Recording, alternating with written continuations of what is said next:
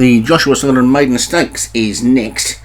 Now, this is a 2-year-old maiden race over 9 furlongs. Now, I'm not quite sure why, but some people have managed to get 2 in this. I'm supposed to have 1 in maidens. Cruising Device for Jim Murray, Golden Oriole for Martin Leader, Mont Doom for Nick Driver, Mouse House Stu Gray, Moves Well Obi-Wan, Roaring King Dan Hughes, Sliver Joshua Sutherland, Tauros Nick Driver, Teleprompter Graham Clutterbuck, Bibberell and Britt Baker for Matt Cooper, Broken Inside Joshua Sutherland, Dakar Sunrise Dan Hughes, Even Show Alex Cherry, Flying Nap for Graham Clutterbuck, Marigold Kando Patrick Hogan, Pilt Evers for Darren Thompson, and Schwill Moment for Ashley Munas. It's a big field and a turn to take. Could be a bit of a disaster race, this one, for some people.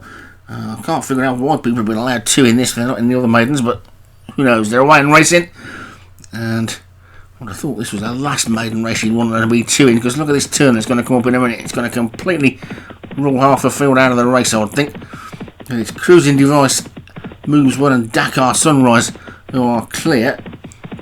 Cruising Device and Moves Well are clear actually now of the rest of them. You can see some of those wide are going to struggle probably, but it's Cruising Device who's in front from Moves Well in second. There's a gap of probably 10 lengths. Now watch this turn, let's see what happens here when they go around this turn. Those ones on the wide outside are going to, well, they didn't lose too much, did they? But they've lost enough, and it's Cruising Device in the lead. They're going to lose a little more now as well from Moves Well in second. Then there's a big gap back to Mont Doom and Britt Baker.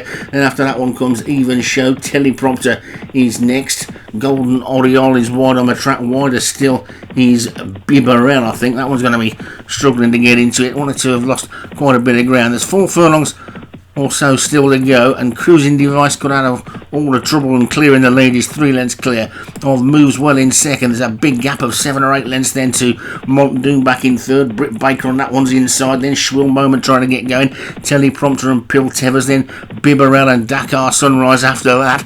But it's Cruising Device and Moves Well we can concentrate on at the moment. They're well clear of the remainder.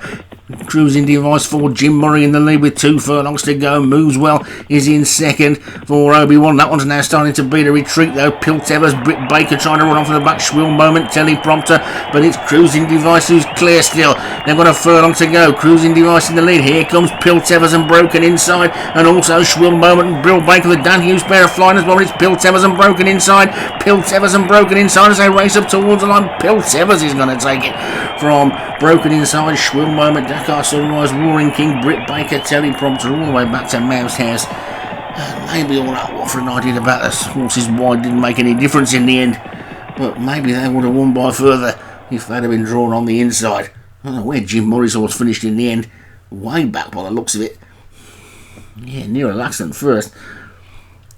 But Pilt Evers takes it for Darren Thompson. Broken inside is second for Joshua Sutherland. Couldn't quite win his own race. Schwill Moment for Mumas was third. Roaring King and Dakar Sunrise were 4th and 5th for Dan Hughes. I'll pass you back over to Paul now, who's going to take you through most of the rest of the day's races.